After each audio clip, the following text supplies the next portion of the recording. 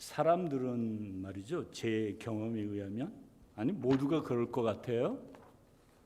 그 선입관 또 편견, 미리 가지고 있는 마음들, 이런 것들이 굉장히 무섭습니다. 저는 이제 직장을 이렇게 돌 때 운전 시간이 긴데 그 루틴이 있거든요. 가는 길이 있어요, 항상. 그런데 이제 저희 집사람이 심부름을 시킨다든가 아니면 딴 데 들려야 된다든가 그러면 나도 모르게 운전하는 그 길을 나도 모르게 달리고 있는 거예요. 그러다 생각나면 다시 돌아가야 되는데 싫은 거예요.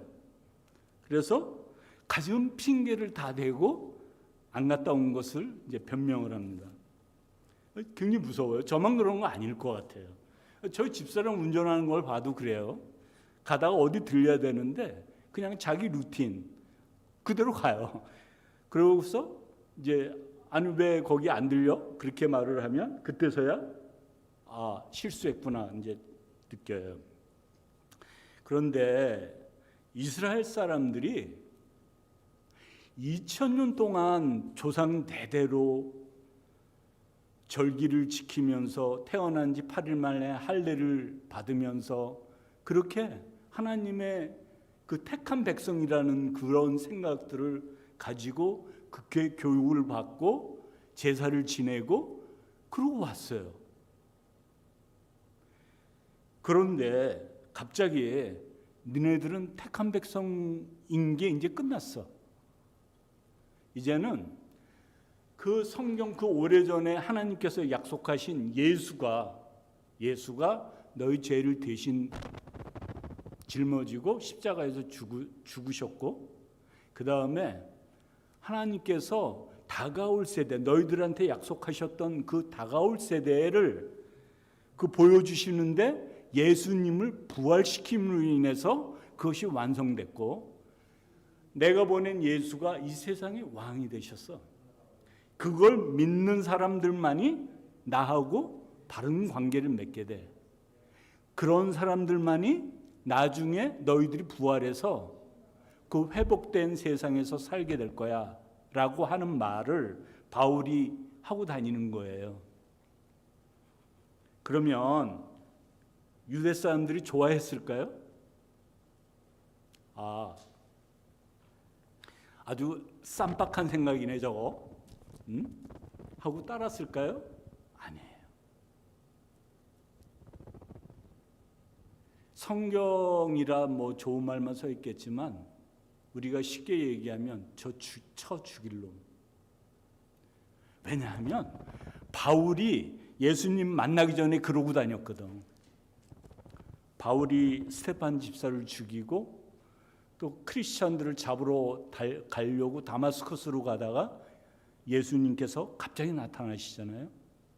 그래서 환상 중에 예수님을 만나서 우리들 말로 전문 용어로 헷가닥 해가지고 그 다음부터는 예수를 전하고 다니는 거예요.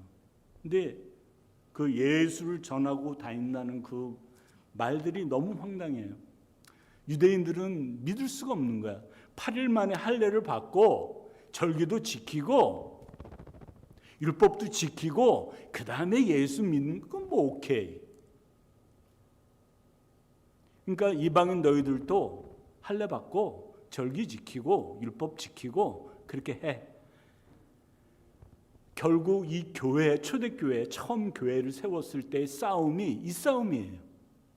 유대인과 그 유대인이 아닌 이방인이라고 불렀거든요. 이스라엘 사람들은 유대인 아니면 이방인. 그 다음에 그 당시 문화를 지배하고 있었던 그리스 사람들은 헬라 사람 아닌 야만인. 그렇게 불렀어요. 그렇게 구분을 하는 거예요.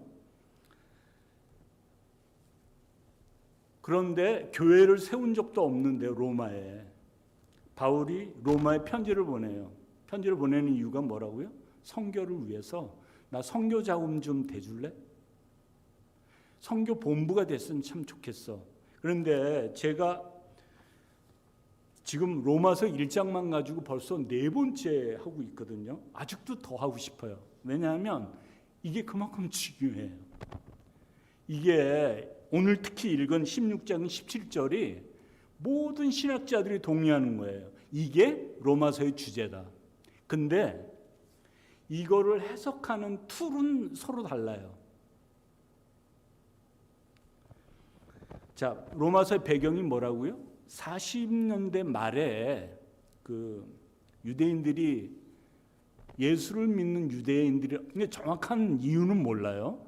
그런데 소란 때문에 그렇다고 그러는데 그 크리스찬들이 소란을 일으켜서 그 황제가 너희들 다 나가, 로마에서 유대인들은 다 나가 그랬어요.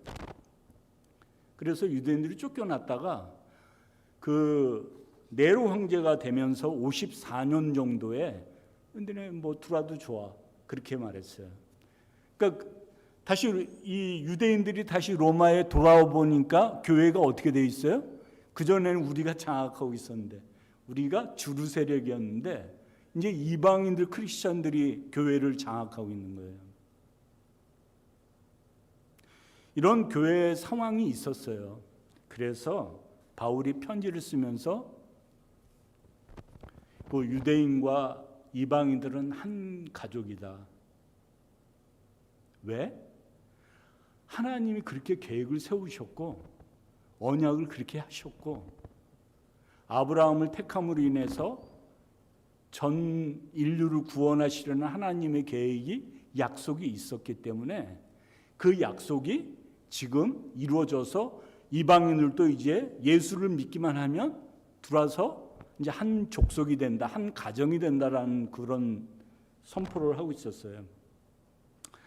자, 이런 배경하에 편지를 보내면서, 그러니까 우리가 바울 편지를 읽는다라고 얘기했을 때 거의 제가 10년 동안 공부한 그 내용은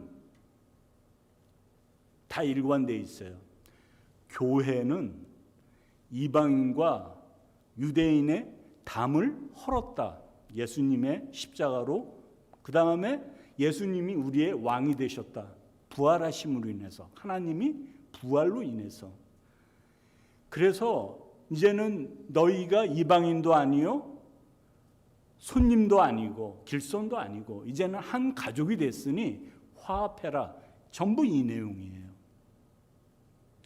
그런데 그러니까 고린도 전후서 다 마찬가지예요. 뭐 사도권을 방어하니 안 하니. 사도권이 왜 흔들리냐면 바울이 말한 게 틀렸다는 거예요.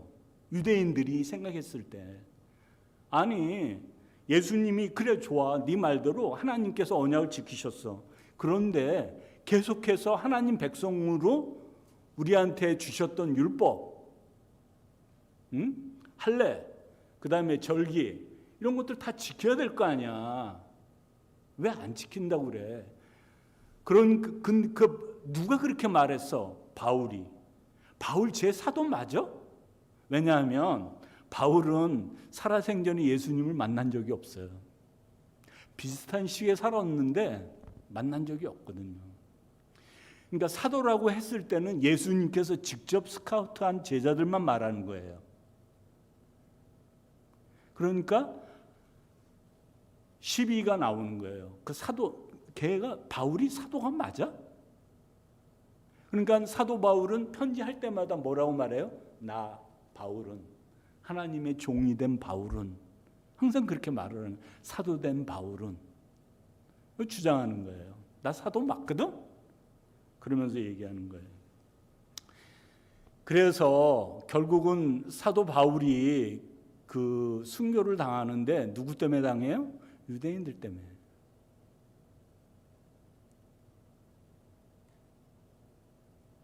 항상 적은 아군에 있어요. 정치를 봐도 그래요. 누가 갑자기 멀쩡하던 사람이 감옥에 갔다. 상대방이 절대 안 보내요. 내 편에서 보내요. 거기에 대한 자세한 얘기를 듣고 싶으시거랑 저한테 찾아오셔서 짜장면을 사주시면 아주 재밌게 얘기할 수 있습니다. 자, 우리가 그래서 제가 이 로마서 1장 16절 17절을 계속하면서 중요하다 하는데, 특히 지난 시간에 용어를 깨끗하게 정리하면 이해하기가 쉽다라고 말했어요. 그래서 저는 굉장히 열심히 공부했지만 제 나름대로 쉽게 여러분들이 이해할 수 있게끔 얘기를 한다고 그러면은, 일단 복음은, 하나님의 복음은 1장 4절 5절에서 이미 얘기됐어요. 성령으로 죽은 사람들 가운데서 부활하심으로 나타내신 권능으로 하나님의 아들로 확정되신 분이십니다. 그는 곧 우리 주 예수 그리스도십니다. 이게 복음이에요. 이걸 다른 말로 하면 주라는 말, 이런 말들, 그 당시에 쓰던 말들을 다 복합적으로 하면 예수가 세상의 왕이 되셨다. 그게 복음이에요. 그러니까 사도 바울이 복음을 전파했을 때 복음은 어떤 구원에 대한 얘기가 아니고 무슨 이신칭의가 없고 믿음으로 이런 말이 없었고, 사도 바울이 했던 말, 복음은 주 예수가 하나님의 계획 속에 그 예수가 세상의 왕이 됐다라는 거예요. 지금 왕이 누구예요? 황제가 누구예요? 네로예요. 네로가 아니고 참된 왕은 예수 그리스도다. 그 선포예요. 전 시간에도 제가 말씀드렸지만 이 복음 선포는 어떻게 한번 믿어보실라우? 그런 말이 아니라고요. 황제가 내가 황제가 됐다라는 그 소식이 복음이거든요. 원래 뜻이 그 뜻이에요. 그 뜻을 차용해서 바울이 쓴 거예요. 이 복음은 하나님의 복음인데 하나님이 선포하신 거, 왕이라고. 예수 그리스도가 왕이라고 선포하신 거예요. 그러니까 네로가 황제가 되면서, 자, 내가 황제인데 어떻게 내 통치 한번 받아보실라고? 그렇게 말하는 거 아니에요. 내가 이제 황제거든.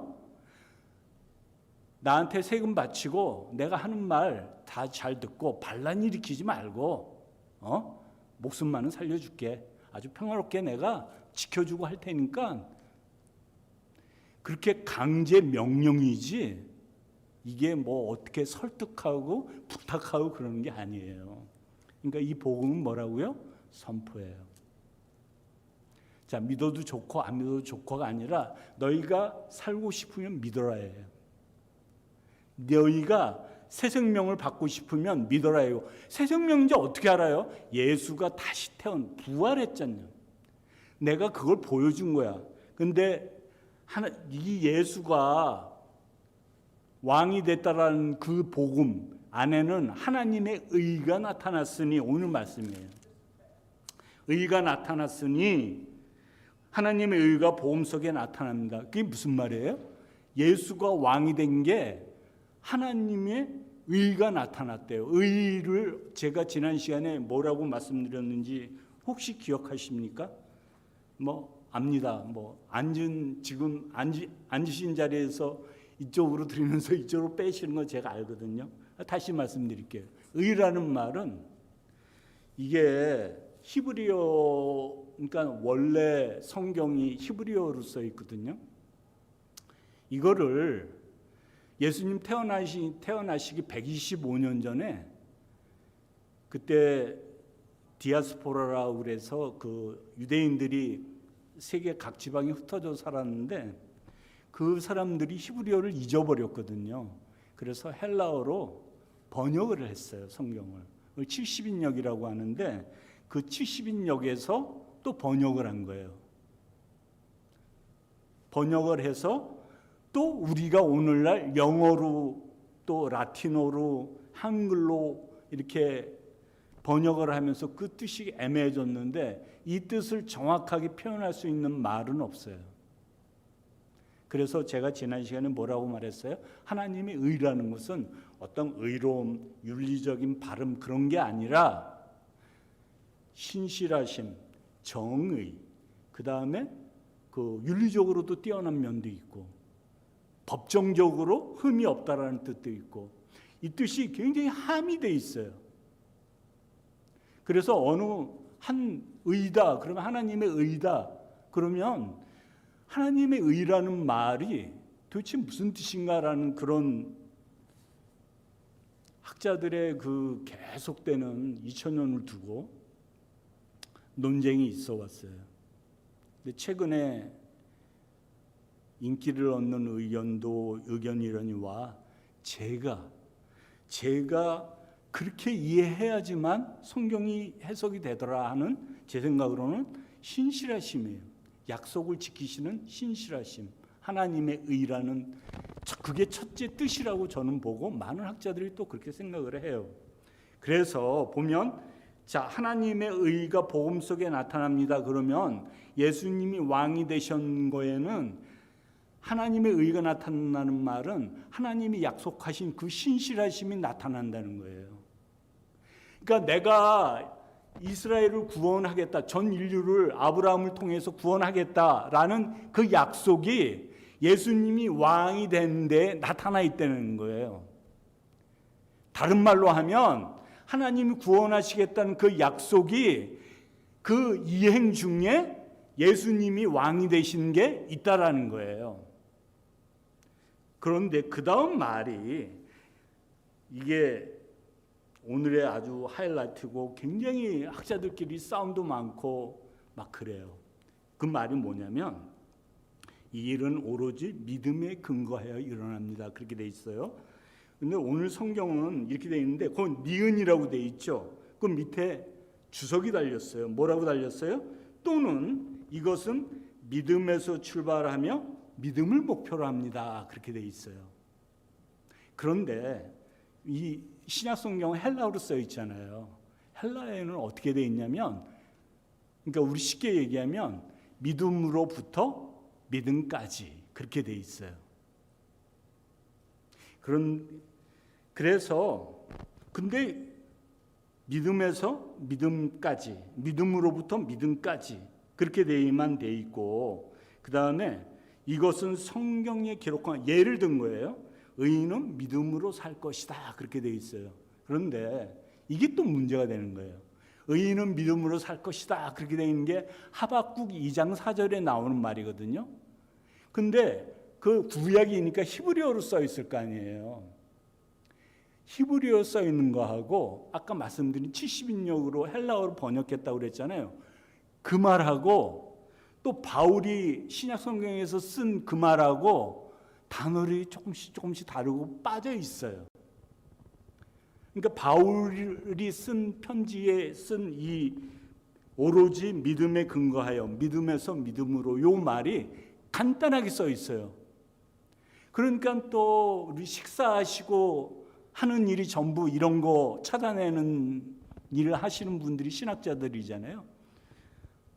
저도 식사하고 이거 찾았어요. 아침 저녁 먹으면서 계속 도대체 누구 말이 맞는가? 왜 이렇게 틀려 있을까? 바울의 의도가 뭐였을까? 하고 저도 무지하게 찾았어요. 자, 우리가 믿음이라는 말이 여기 나와요. 그런데 믿음이 또 헬라어로 써 있었잖아요. 근데 또 이거를 히브리어에서 또 온 거거든요. 그러니까 번역이에요. 그러니까 우리가 정확하다라고 볼 수가 없어요.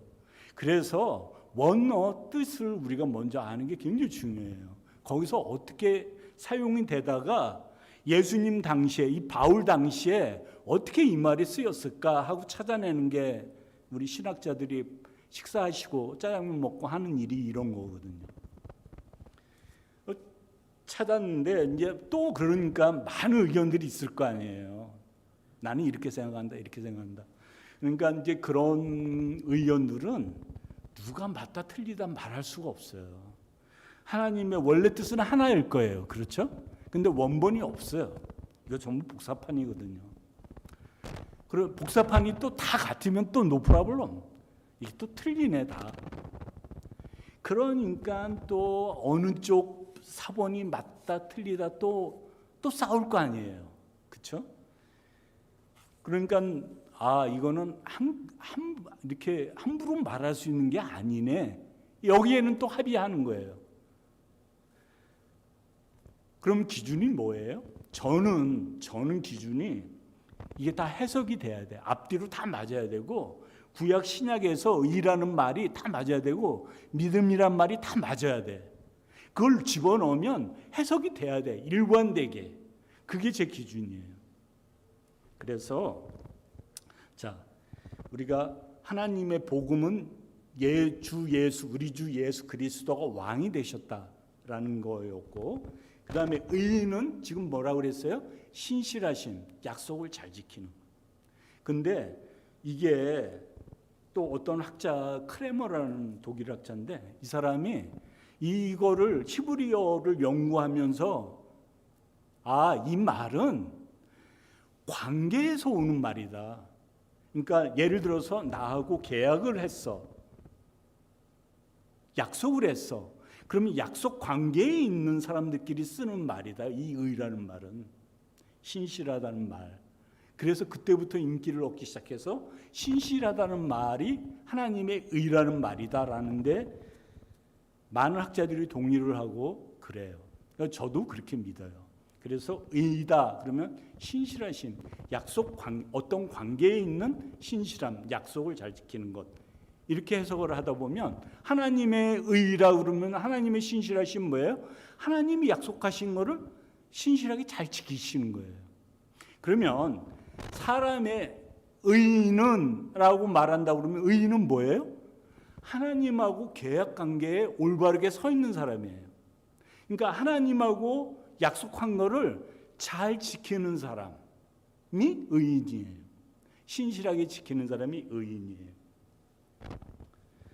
그 다음에 요거는 조금 이제 여기에는 없지만 우리가 또 알아야 되는 게 영광이라는 말이 있어요. 하나님의 영광. 하나님의 영광.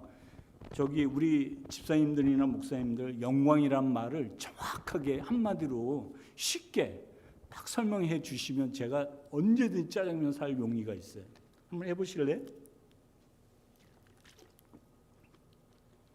저는 이 영광이란 말이 하나님의 영광을 위하여 란 말을 예수를 믿기 시작하면서부터 계속 들었거든요. 근데 제가 충격을 받은 게 언제냐면 고등학교 이제 3학년이 올라갔는데 목사님께서 그 청년부 새로 대학에 입학한 형 누나들을 앞에 불러가지고 쭉 세워놓고 그렇게 말씀하시는 거예요. 요번에 대학에 들어가서 하나님께 영광을 돌린 우리 학생들입니다. 하나님께 영광을 돌립시다. 그런 거예요.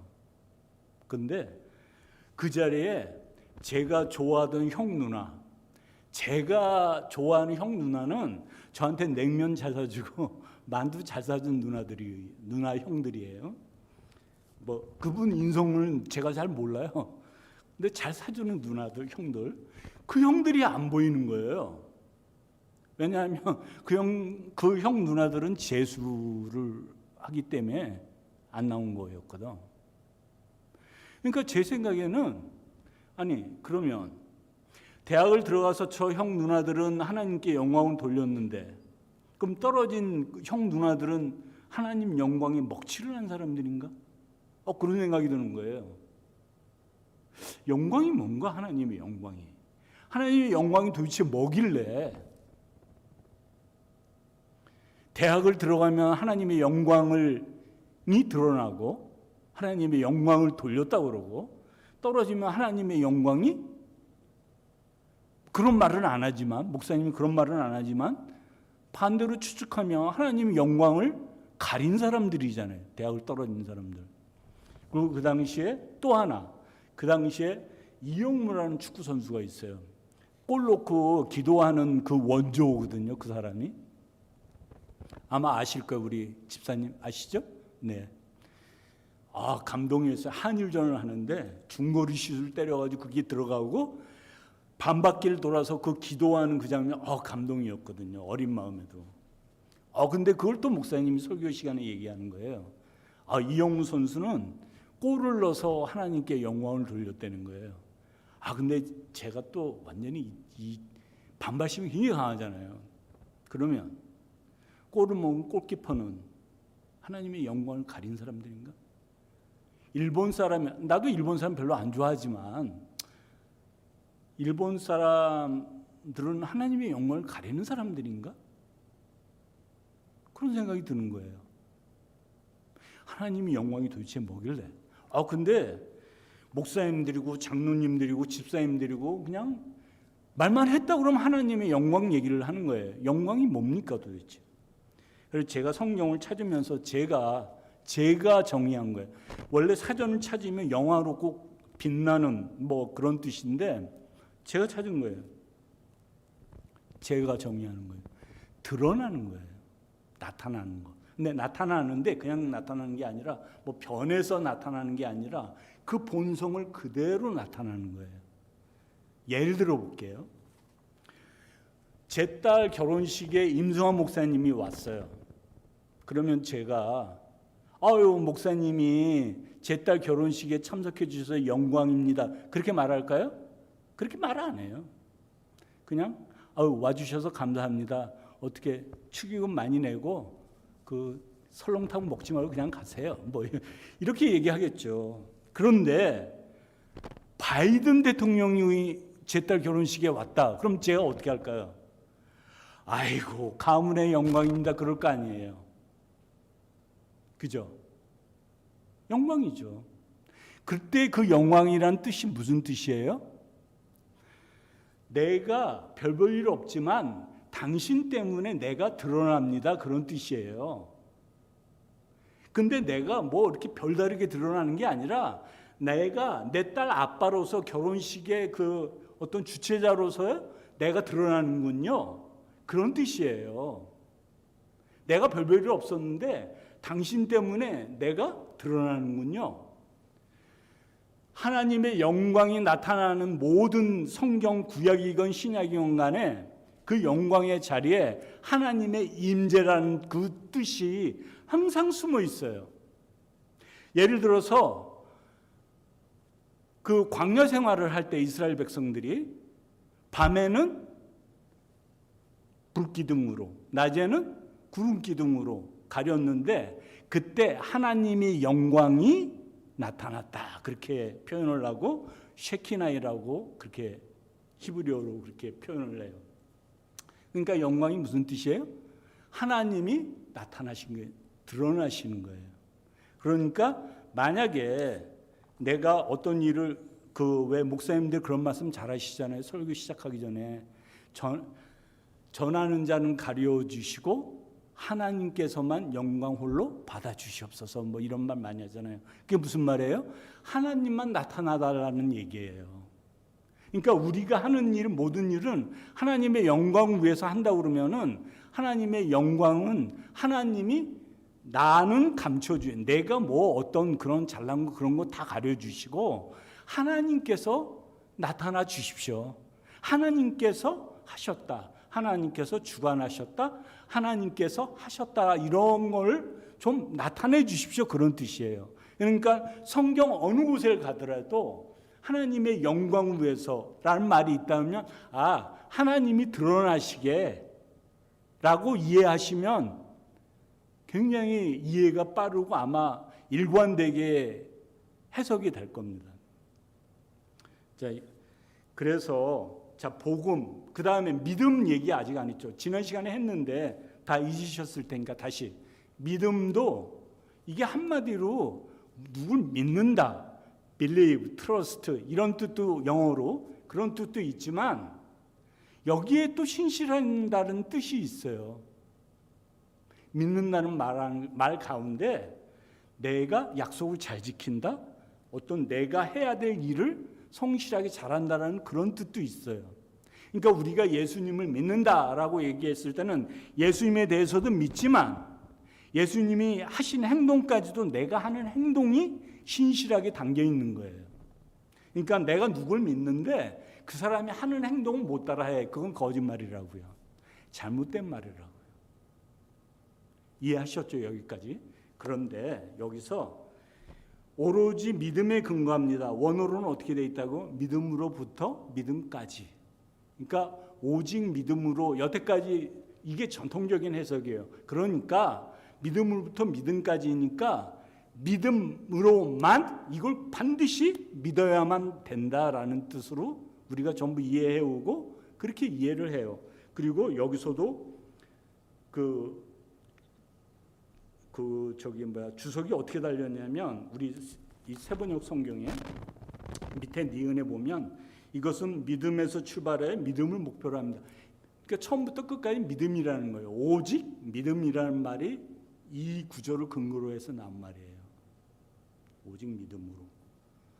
그런데 뒤에 그렇게 한다고 그러면 또 그렇게 생각할 수도 있고 저도 여태까지 믿어왔는데 근데 여기서 그러니까 다른 생각하고 틀린 생각하고는 다른 거거든요. 근데 어떤 한 사람이 작은 믿음에서 시작해서 성장해서 커다란 믿음에 이른다라는 해석들이 그 전에 많았고 저도 그렇게 설교를 많이 들었거든요. 근데 그건 좀 틀린 것 같아요. 그건 아니고 어쨌든 그렇게 생각할 수도 있는데 오직 믿음으로라는 말을 그렇게 생각할 수도 있지만 예를 바울이 들었어요. 그 밑에 뭐라고 들었어요? 하박국 선지자가 한 말을 의인은 믿음으로 산다. 그러면 하박국에서는 어떻게 믿음이 표현됐느냐가 굉장히 중요해요. 의인이란 말이 도대체 무슨 말일까? 그 말을 예로 든 거잖아요. 지금 바울이. 하박국 선지자는 왜 그 기도를 했죠? 왜 하나님한테 따져 물은 거예요? 갈대아 사람들이 힘센 나라들이 지금 이스라엘 쳐들어오는데 도대체 하나님 뭐 하시는 거예요? 우리 이스라엘 사람들이 택한 백성인데 하나님 우리 이렇게 당하는 건 내두실 거예요? 언제까지입니까? 라고 하박국 선지자가 하나님한테 따지는 거예요. 그러니까 하나님이 대답하시는 게 이 말이에요. 의인은 믿음으로 산다. 그러면 저는 여태까지 이런 말들이 시원하게 관통이 안 되는 거예요. 이게 많은 설교도 들었고 또 책도 많이 읽었는데 이게 의인은 믿음으로 산다 하고 하박국 선지자의 배경과 그 말들을 이제 연구를 하다가 보니까 이제 제 나름대로 아니면 근데 제 생각인 줄 알았는데 해 아래 새 것은 없어요. 먼저 그러니까 저보다 똑똑한 사람들이 얼마나 많은데요. 이미 다 책에 나와 있는 거예요. 이미 발표가 되고 저만 몰랐을 뿐이지. 근데 제가 생각을 해놓고 와 나는 역시 천재인가 봐. 진짜 하나님께서 직통으로 제가 은혜를 주셔가지고 이걸 깨닫게 되네 하고 책을 보니까 그렇게 말하는 소리 수없이 많아. 단지 주류 우리 그 보험주의라고 하는 그 개혁주의, 그러니까 루터, 칼빈 신학이 주로 이루어서 그렇지 굉장히 많은 사람들이 이걸 연구를 한 거예요. 그 그러니까 하박국이 따져 물었던 거하고 이스라엘 사람들이 따져 물었던 거하고 똑같아요. 내가 의롭다함을 받고 구원받고 그런 말은 이스라엘 사람들은 이때 당시 유대교 사람들 바울이 그 바리새인 출신이잖아요. 율법을 연구한 사람 출신이잖아요. 이 사람들이 갖고 있었던 생각은 뭐였냐면 우리 이스라엘을 하나님께서 언제 어떻게 구원해 주실 겁니까? 그래서 다가올 세상이 오면 거기에 있을 사람들이 누굽니까? 이게 질문이에요. 그 사람들의 의문이고 질문이고 그걸 찾는 거였어요. 유대교라는 게. 근데 바울이 예수님을 만나고 깨달은 게 뭐냐면 이 사람 바울도 똑같은 걸 의문점으로 갖고 있었을 거 아니에요. 이게 예수님을 통해서 이루어진다는 거. 하나님이 우리한테 약속하신 게 이 복음을 통해서 이루어지는구나. 예수님이 십자가에서 죽으시고 부활해서 사시고 지금 하늘에 오르사 우리를 통치하시는 다시 오실 예수님. 이게 하나님의 계획이구나. 이걸 바울이 깨달은 거예요. 그래서 이렇게 말하는 거예요. 그런데 이스라엘 사람들은 이거를 쉽게 받아들였을까요? 아니라니까요. 뭔 소리를 하는 거예요 지금? 이방인이 왜 여기 껴들어와? 예수님도 이방인 얘기했다가 고향에서 돌 맞을 뻔한 거 혹시 아시려는지 몰라요? 누가복음 4장 정도가 될 것 같은데 예수님이 나사렛을 가세요. 가서 이사야서를 딱 읽으세요. 회당에 그 예배 때 그 발런티어로 나가서 성경을 이렇게 읽을 수 있거든요. 예수님이 나가서 그거 읽었어요. 읽고 난 다음에 너네들 하나님 안 믿고 선지자들 말도 우습게 알고 그러는데 그러니까 이방인 나만 장군이 치료함을 받고 그러는 거야. 니네들이 거부하니까 그러는 거야. 하나님 의가 이방인한테도 가는 거야. 그렇게 말했더니 아니 마리아의 아들 예수가 아니더냐, 요셉의 형제 예수가 아니더냐, 그 말 뜻은 뭐예요? 애비 없는 자식 예수 아니더냐 저놈이? 저게 지금 무슨 말을 하는 거야? 하면서 그날이 안식일임에도 불구하고 돌로 쳐 죽이려고 그래요. 예수님이 몰래 빠져나오시거든요. 유대인들은 이방인이 껴들어오는 걸 그렇게 싫어했어요. 우리는 선택받은 백성이고 쟤네들은 이방인이에요. 하나님은 모르는 족속들이에요. 근데 하나님을 믿고 싶다고? 그러면 우리하고 똑같이 지켜야지. 그거고 바울은 이제 그런 건 필요 없다. 그게 이스라엘 백성의 특권이었는데 이제 그런 건 필요 없어졌다. 맡긴 남을 하셨다. 이제 한 가족이다. 바울이 그렇게 주장하는 거예요. 그러니까 유대인들이 이뻐했겠어요? 죽이고 싶었죠. 저 바울을 내 죽이지 않으면 내 밥도 안 먹어. 그런 열심당원들이 40명 있었다고 해요. 그거 알고 몰래 빼돌리고 바울이 드디어 생명의 위협을 느껴서 내가 로마 시민권을 갖고 있습니다. 나 로마로 가서 나 황제의 재판받게 해주세요. 그래서 로마로 가요.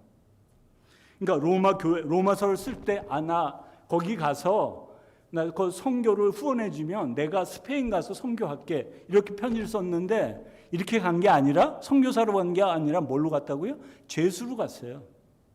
가서 또 거기서 뭐 선교 활동을 했다고 확실하지는 않지만 그렇게 또 전승이 있습니다. 바울은 결국은 그렇게 순교한 거예요. 유대인들 잡혀가지고. 그래서 모든 바울의 편지, 가르침 전부 뭐냐면 교회의 일치예요. 교회의 연합이에요. 성도의 교통이에요. 어떻게 그게 가능하냐? 성령으로. 바울도 그렇고 예수님도 그렇고 하나님도 그렇고 어느 한 사람 개인을 얘기한 적이 없는데 나 우리 기독교 신자들 요즘 다 나 내 사업, 내 아들은 좋은 대학 가야 되고 딴 애들은 모르겠고 내가 예수 믿는데 내 기도를 들어줘야 될 거 아니야. 많은 가르침이 잘못되어 있을 수 있습니다. 근데 그 의인은 믿음으로 살 것이다 그렇게 말했을 때 하박국 선지자가 그렇게 이해했던 건 뭐예요? 그러니까 언제쯤 우리 이스라엘 백성 구원해 주실 거예요? 어떻게 해요? 그걸 물어봤는데 의인은 무슨 말이라고요? 관계에 있어서 잘 지키는 사람, 신실한 사람. 그러니까 하나님과의 관계에 잘 돼 있는 사람, 잘 정립되어 있는 사람, 하나님 말을 잘 들을 사람은 내가 결국 이 일을 이루고 말 것이라는 것을 믿으면서 산다. 그 말이에요. 그러니까 네가 나하고 관계가 잘 돼 있다면 내가 반드시 구원할 것이라는 건 너는 믿어야 된다. 그 말이에요. 그러니 네 자리에서, 네 삶의 자리에서 그냥 성실하게 신실하게 살아가면 돼. 나를 믿고. 그걸 예로 든 거예요. 그러니까 예수님이 십자가에 돌아가시고 부활하시고 승천하셔서 우리를 다스리시다가 다시 오실 것, 그거를 그 하나님의 의가 거기 나타나는데 하나님의 신실하심, 그게 하나님의 계획을 신실하게 이어갈 건데 너희들은 믿어야 된다라는 말이 오로지 믿음에 근거한다 이런 말이 거기 보면 이건 굉장히 어려운 말인데 그냥 들어주세요. 헬라어는 각 단어마다 다 품사가 있고 격이 있어요. 굉장히 어려운 언어예요. 그렇지만 정확하게 표현을 해요. 영어도 뭐 좀 희미하지만 있어요. 그런데 헬라어만큼 여성, 남성 각 단어에 여성, 남성, 중성, 그 다음에 격, 주격, 소유격, 목적격, 역격 이런 격들이 엄격하게 돼 있어요. 그래서 이 단어가 생략이 돼 있는데 그러면 의미상의 주어라고 하죠. 이 단어가 말하는 주어는 뭘까라고 했을 때 격을 맞추면 돼요.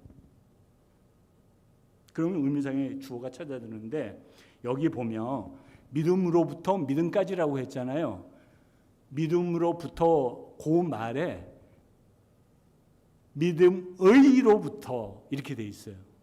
그 다음에 믿음에게까지 격이 그렇단 말이에요. 그러니까 소유격으로 돼 있고 처음 from 믿음의 이렇게 돼 있고 그 다음에 to 믿음에게 이렇게 돼 있어요.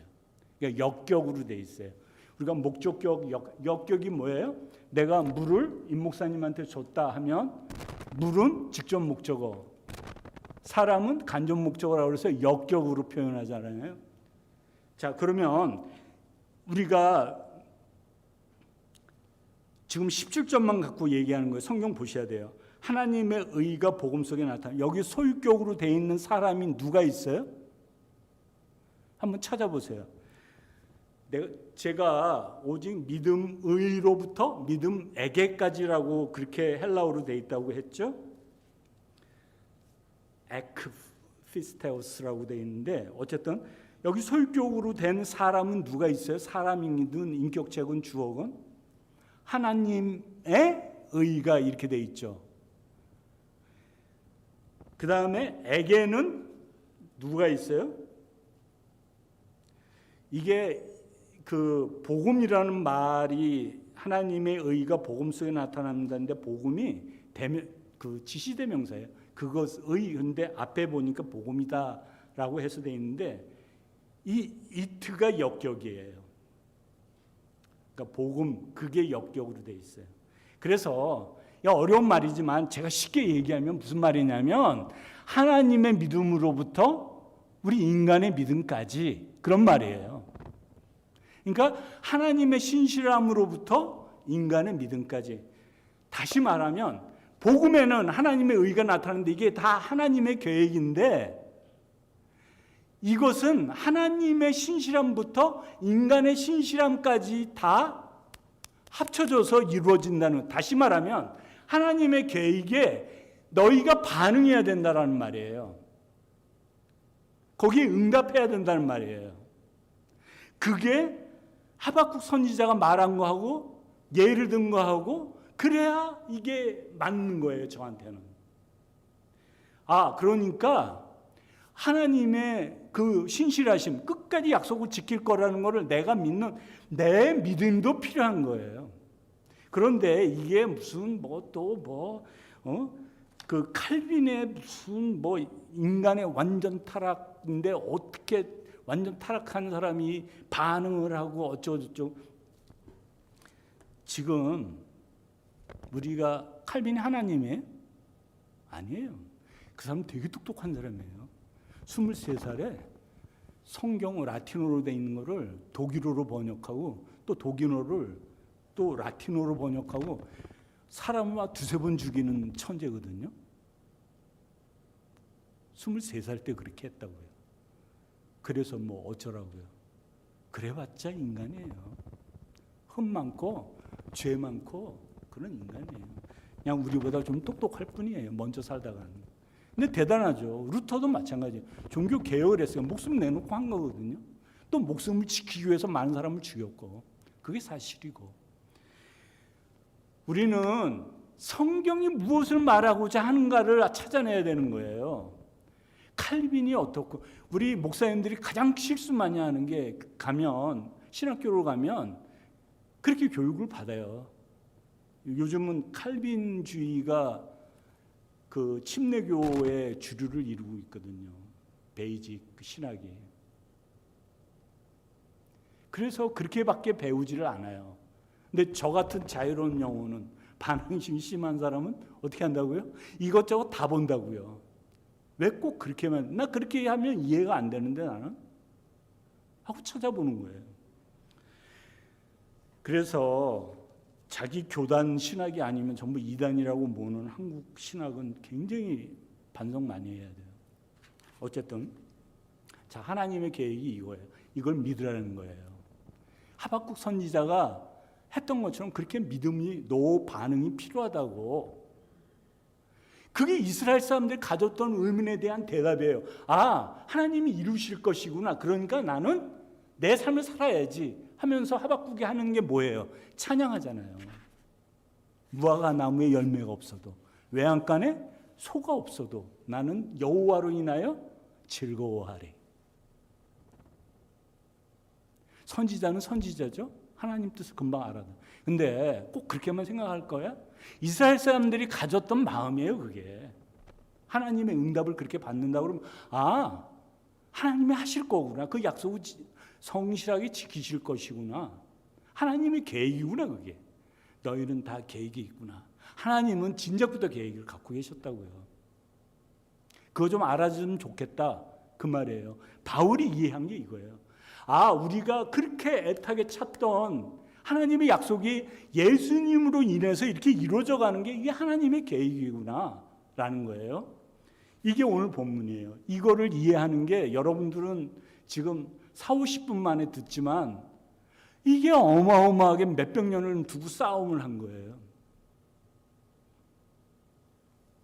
제가 이걸 이해하기 위해서 공부를 10년 했다고요. 이 로마서의 주제는 하나님의 신실하심이에요. 하나님이 어떻게 약속을 잘 지키시는가. 그 밑에 하부 주제로 깔려가는 게 복음이에요. 예수님이 왕이 되셨다는 그거를 순종해라 이거예요. 그러면 우리가 하나님의 뜻을 아는 게 굉장히 중요하잖아요. 하나님의 그 야곱 같은 사람, 혹시 창세기에서 우리가 야곱을 아시는지 모르겠어요.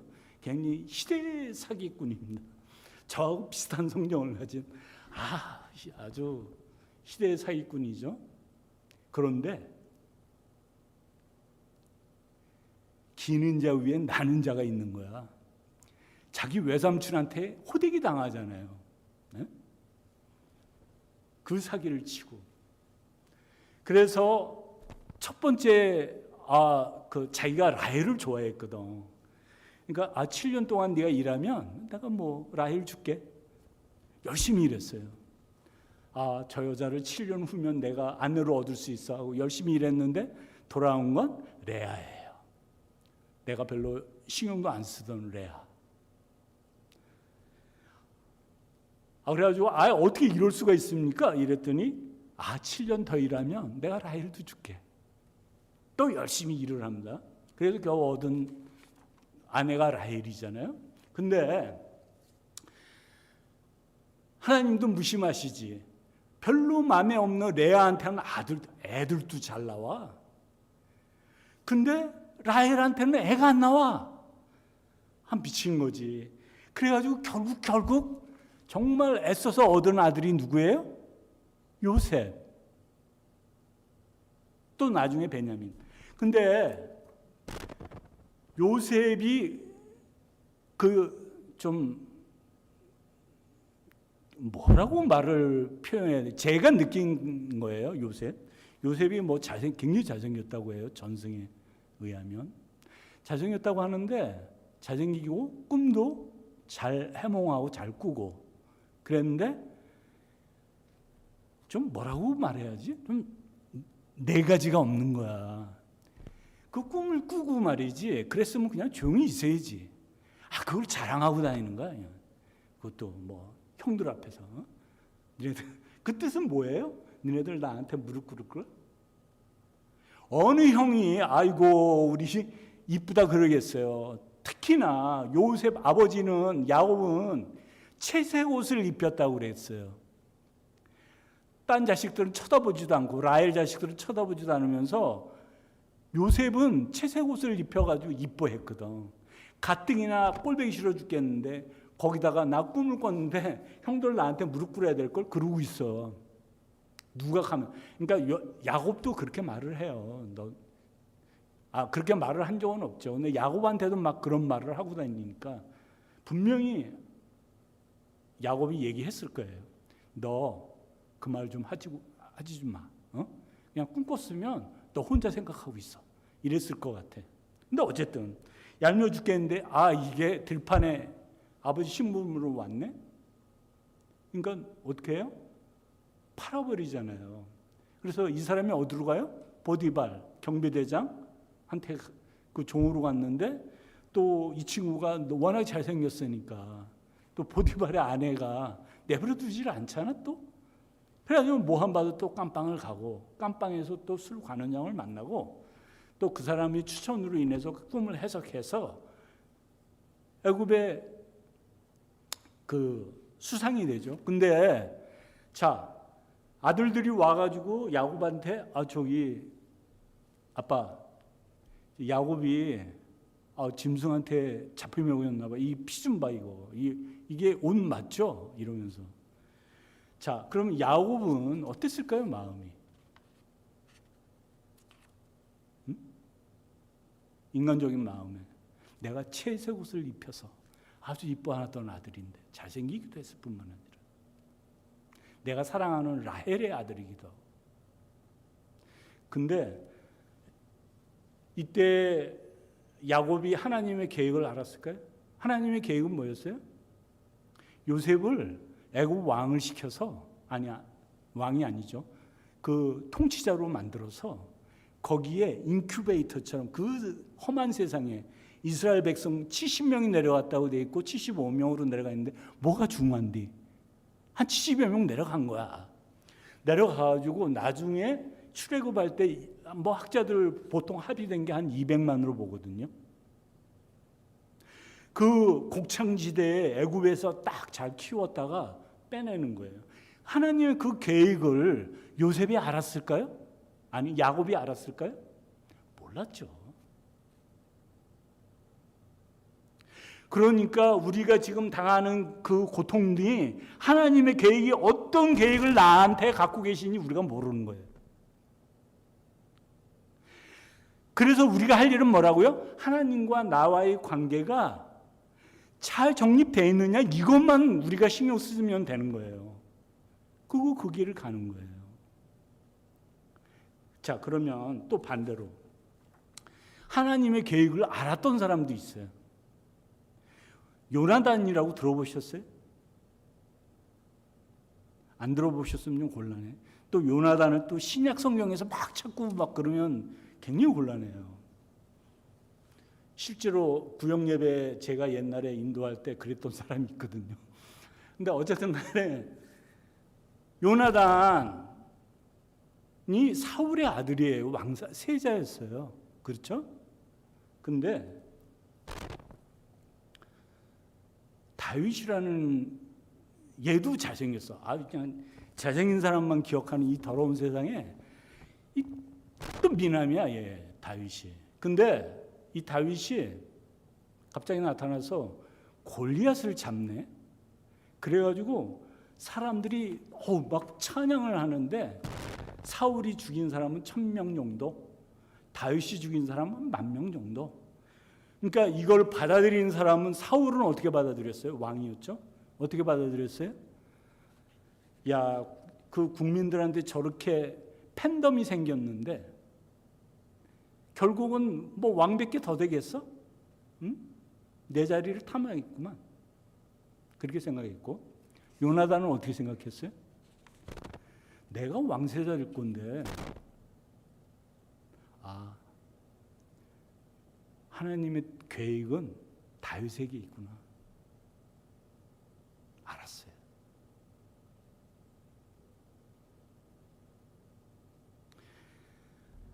내 계획이 지금 왕이 되는 건데 하나님의 계획은 네가 아니라 다윗이라고 말했을 때 받아들일 수 있는 사람이 이 세상에 몇 명이나 될 것 같아요. 내 계획을 내려놓고 내 생각 내려놓고 내가 계획했던 모든 것, 더군다나 그 요나단과 다윗의 그 우정은 굉장히 유명하지 않습니까? 제가 판단하건대 성경으로 봐서 인격은 요나단이 더 훌륭한 것 같아요. 다윗은 참 못된 짓도 많이 했거든요.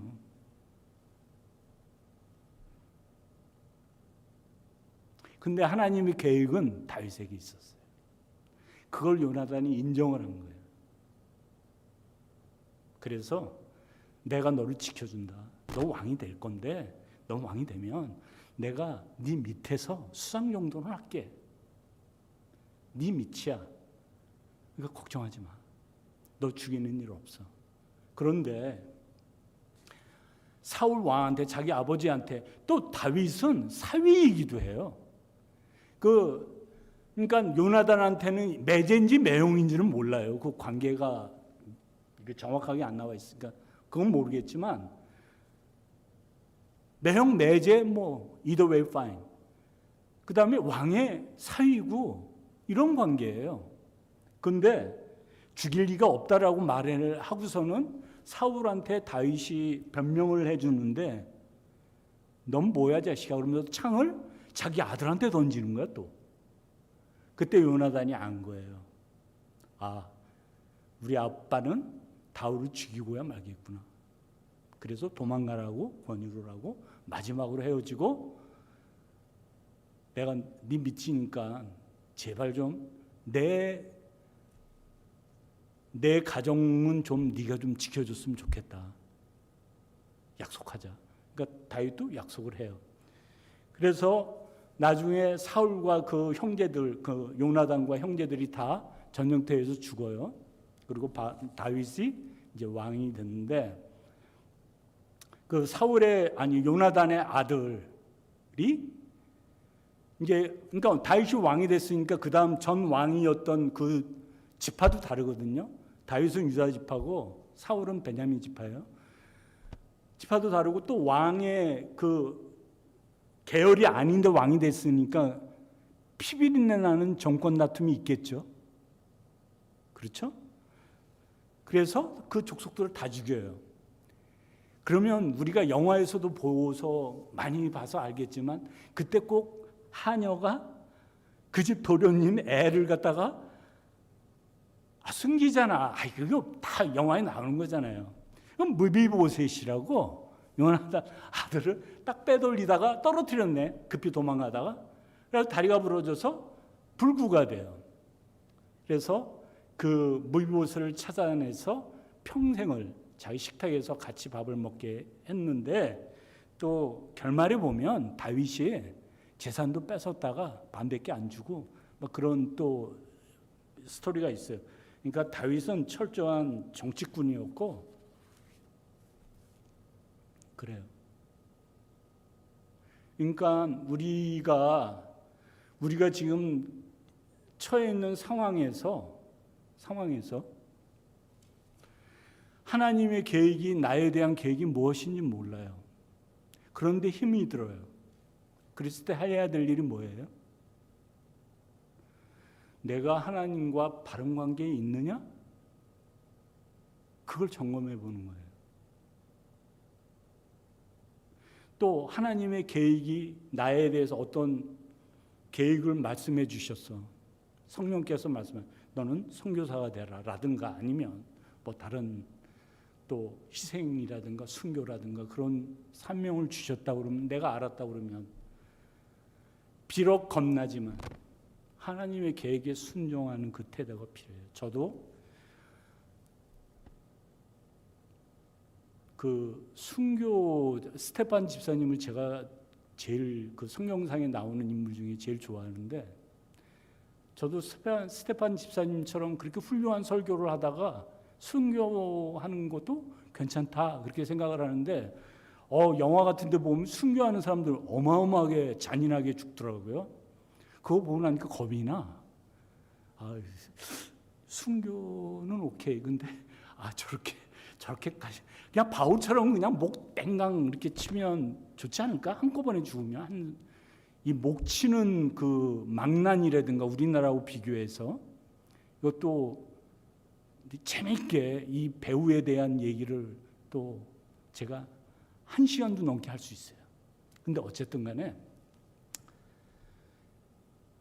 그런데 제가 바라는 거는 그런 순간이, 그 고난의 순간이 오면 성령님께서 그걸 담대하게 내가 받을 수 있었으면 참 좋겠다라는 소망을 가지고 있어요. 그런데 그걸 내가 바라는 거 아니에요. 그 순간 그 뭐 고문당 저는 약해서 고문 금방.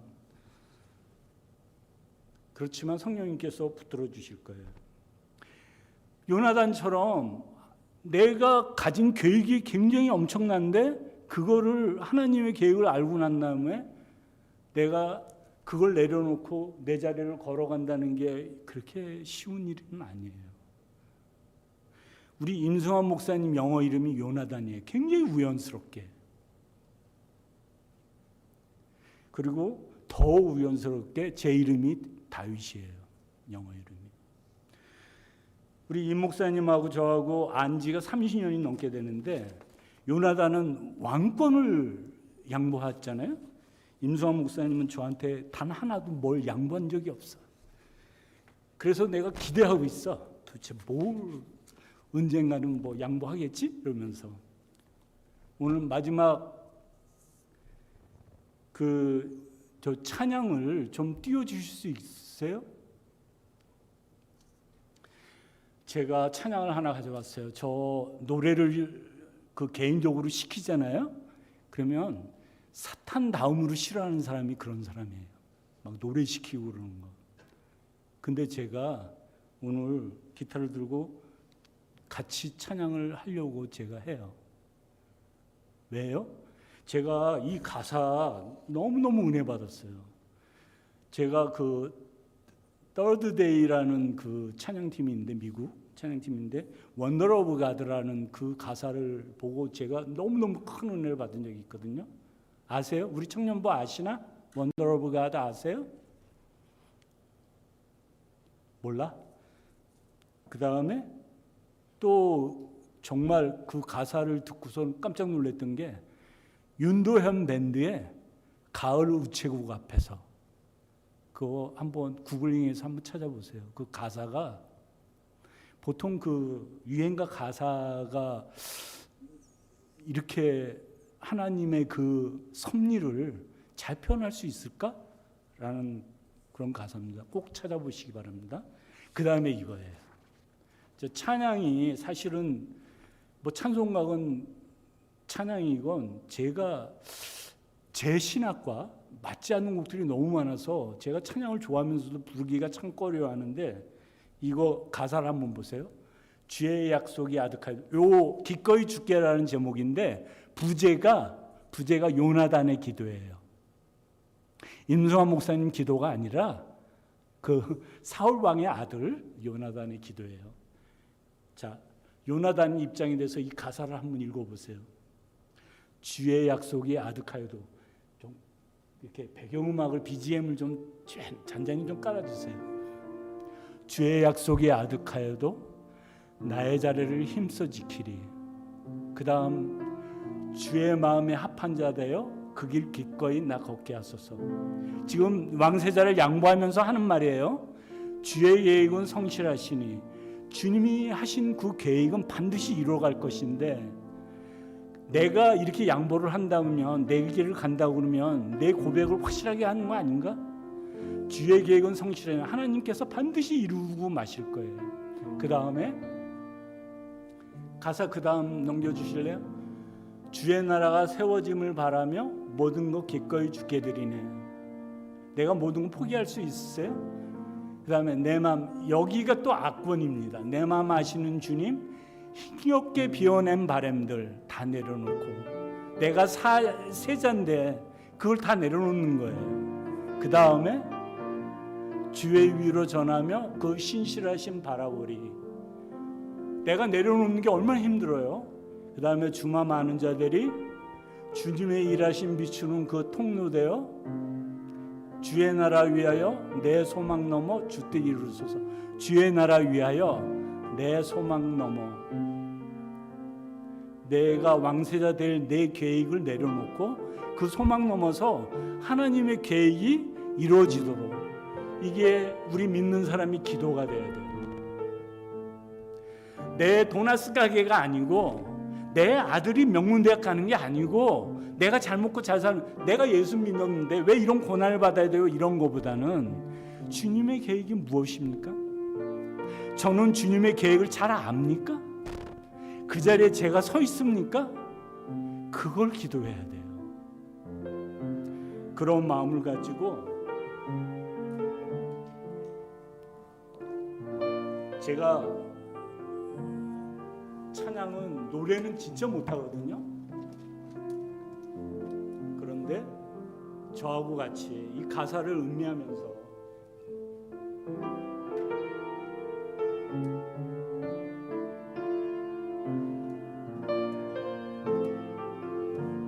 저기 목사님 저 좀 보여주시고, 그 신욱이 그걸 옆에 사이드에 있어요.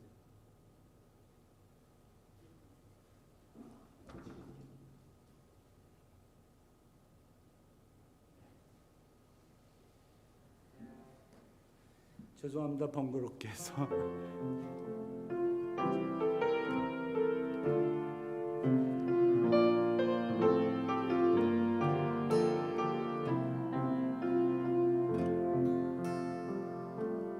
주의 약속이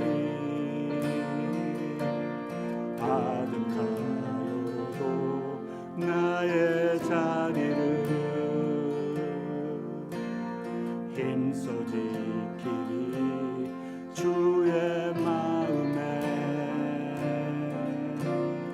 합한 자 되어 그 길 기꺼이 나 걷게 하소서. 주의 계획은 성실하시니 나의 고백은 온전케 하네. 주의 나라가 세워짐을 바라며 모든 것 기꺼이 주께 드리네. 내 맘 아시는 주님, 힘겹게 비워낸 바람들 다 내려놓고 주의 위로 정하며 그 신실하신 바라보리.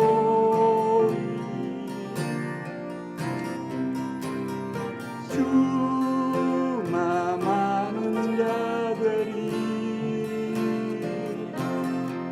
주님의 일하심 비추는 그 통로 되어 주의 나라 위하여 내 소망 넘어 주 뜻 이루소서.